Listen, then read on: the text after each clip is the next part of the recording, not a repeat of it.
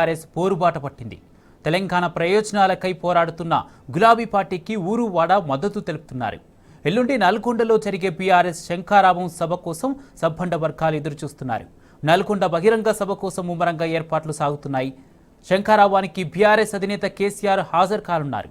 మాజీ మంత్రి MLA Jagadish Reddy, MP Lingaiah Yadav, మాజీ ఎమ్మెల్యే భూపాల్ రెడ్డి ఏర్పాట్లను పర్యవేక్షిస్తున్నారు.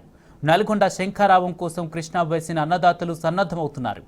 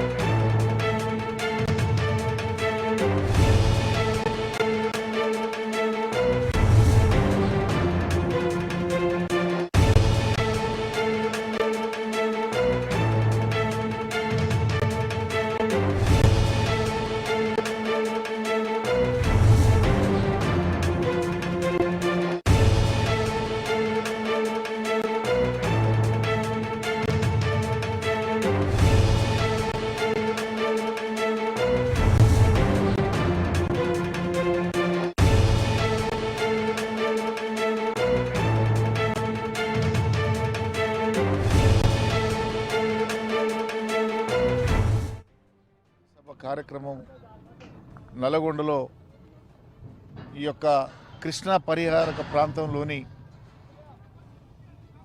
దగ్గర 14 జిల్లాల పరిధిలో జరిగేటువంటి ఈ బహిరంగ సభకు మా ప్రియతమ నాయకులు మాజీ ముఖ్యమంత్రి వర్యులు కేసీఆర్ గారు నల్గొండకు రాబోతున్నారు.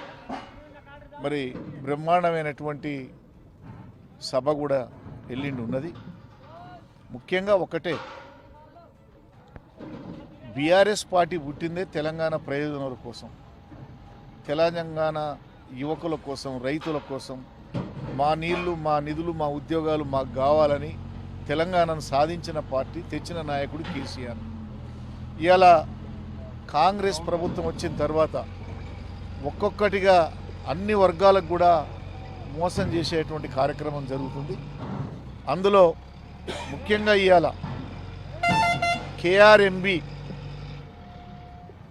ఈ యొక్క కృష్ణా కేఆర్ఎంబి అనేటువంటి దీనికి నాగార్జున సాగరు, శ్రీశైలం 2 డ్యాములను దాని పరిధికి ఒప్పజెప్పి కేంద్రానికి దారాదత్తం చేసేటువంటి దుర్మార్గమైనటువంటి మరి చర్యని ఇలా కాంగ్రెస్ ప్రభుత్వం చేపడుతుంది, రేవంత్ రెడ్డి ప్రభుత్వం. అందుకనే ఇదంతా కూడా ముఖ్యంగా మొదలు మా నల్గొండ జిల్లాకు అన్యాయం జరుగుతుంది.